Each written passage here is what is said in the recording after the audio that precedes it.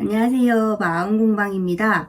오늘은 여러분들 스트레스 받거나 아니면 뭔가 짜증나는 일이 있을 때 보통 다른 사람들한테 이야기하면서 많이 풀잖아요. 친한 친구라든지 아니면 애인한테 가서 나 오늘 이러이러한 일이 있었는데 진짜 짜증났어. 이런 이야기들을 하면서 푸는 경우가 굉장히 많은데요.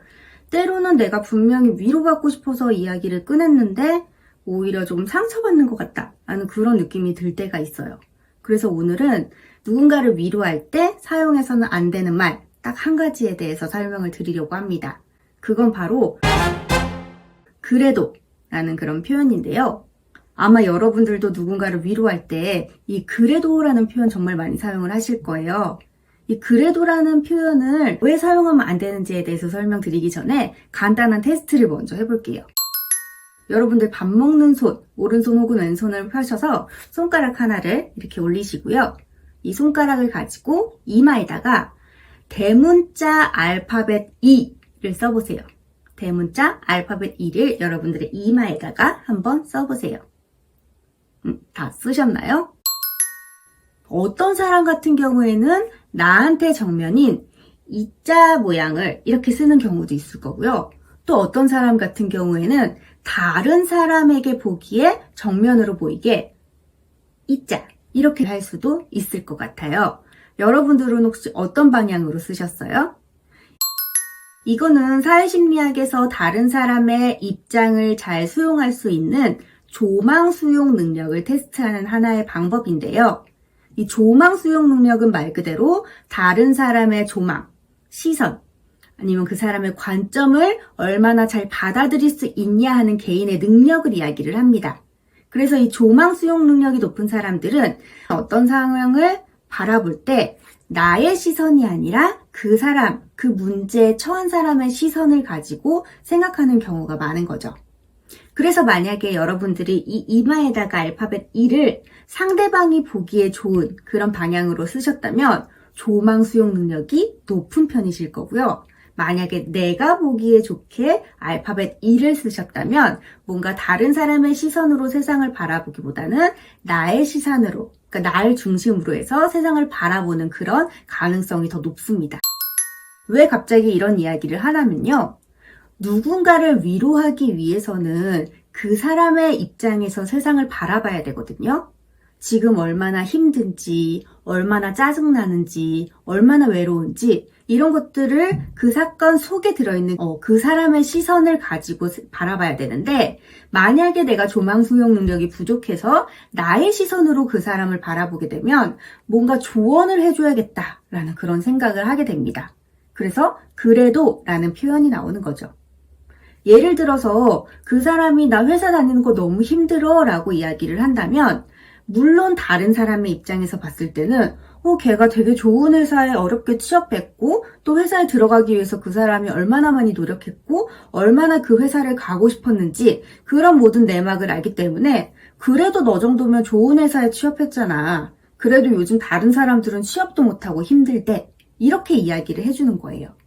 물론 그런 표현이 부정적인 상황에서 벗어나서 그 사람을 더 긍정적인 시선으로 세상을 바라보게 하기 위한 좋은 의도이겠지만 그 이야기를 듣는 사람의 입장에서는 저 사람은 왜 나의 힘든 걸 과소평가하지? 왜 내 힘든 걸 별거 아닌 것처럼 이야기하지? 라고 생각할 수가 있습니다.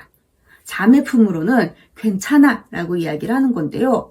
내가 하나도 괜찮지 않은데 저 사람이 괜찮아, 잘 될 거야 라고 이야기하는 걸로도 뭔가 고민을 상담받으려고 했던 사람들은 상처를 받는 그런 경향이 있을 수 있습니다. 사실 다른 사람이 암에 걸렸을 때 아픔보다 내가 혀를 깨물었을 때 그 고통이 훨씬 더 크게 느껴지는 게 사람이거든요.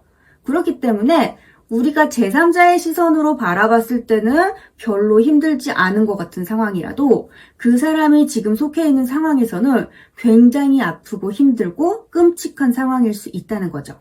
그리고 그 아픔은 그걸 겪어보지 않은 사람들은 절대 공감할 수 없을 만큼 힘든 상황일 수도 있어요. 그렇기 때문에 우리가 그거 별거 아닌데 너 정도면 감사해야지. 그 정도면 괜찮은 거야 라고 함부로 말해서는 안 된다는 거죠. 그러면 내가 저 사람한테 더 긍정적인 시선을 가질 수 있게 도와주고 싶은데 어떻게 해야 되나요? 그런 이야기도 해주면 안 되면 나는 조언도 해줄 수 없는 사람인가요? 이렇게 생각을 하실 수도 있는데요. 우리는 그렇잖아요. 그 사람 스스로가, 내가 지금 힘든 상황이지만, 그래도 감사하고 좋은 조건들이 나에게 많이 있어. 라는 그런 생각을 하면 그 사람이 지금의 상처나 고통에서 벗어날 수 있을 것 같잖아요. 그런데 재미있는 건 그 사람도 사실은 답을 알고 있어요. 그 사람도 사실은 내가 지금 얼마나 감사할 만한 상황인지, 이 정도면 얼마나 풍족한지, 이 정도면 남들보다 얼마나 괜찮은 조건인지, 이런 것들을 알고 있어요. 다만 지금 당장 기분이 짜증나고 지금 당장 너무 속상해서 이 기분을 풀고 싶은 거지 상대방을 통해서 어떤 답을 알고 싶지는 않은 거죠.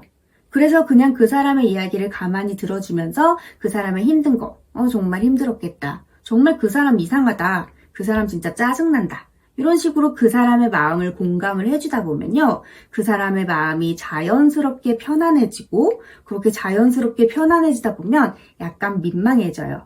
그래서 내가 왜 이렇게 불평불만을 많이 했지? 나 왜 이렇게 계속 부정적인 이야기만 하지? 계속 이야기하고 위로받고 공감받다 보면 조금 민망해지면서 그 사람의 입에서 먼저 그래도 라는 말이 나올 거예요.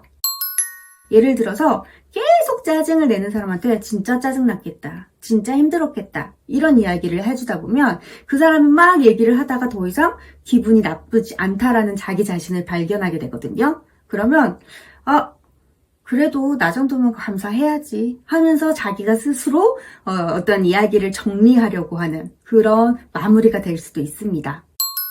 물론 어떤 사람들 같은 경우에는 정말 다른 사람을 감정 쓰레기통으로 삼아서 계속 불평하고 투정하고 짜증내고 그래서 이야기를 들어주는 사람들을 지치게 하기도 하는데요.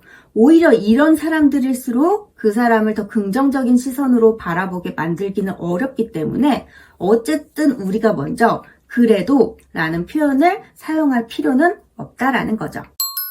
물론 맨날 다른 사람의 이야기를 들어주기만 하는 입장의 사람들한테는 내가 들어주는 것도 힘든데 그 사람은 상처받지 않게까지 노력해야 돼? 라는 식으로 더 화가 나실 수도 있어요. 하지만 사실 사람은 주고받는 관계라서 언젠가는 내가 힘들고 스트레스를 받아서 그 사람한테 위로받고 싶을 때 그때 또 나의 이야기를 하면 그 사람이 나한테 그래도 라고 하지 않고 내 이야기에 공감해 줄 수 있거든요. 그래서 언젠가는 나도 그런 위로를 받을 수 있을 거라는 기대, 그리고 희망을 가지고 다른 사람을 공감해 주시면 언제나 주고받는 그런 관계가 형성이 되실 수도 있을 것 같습니다.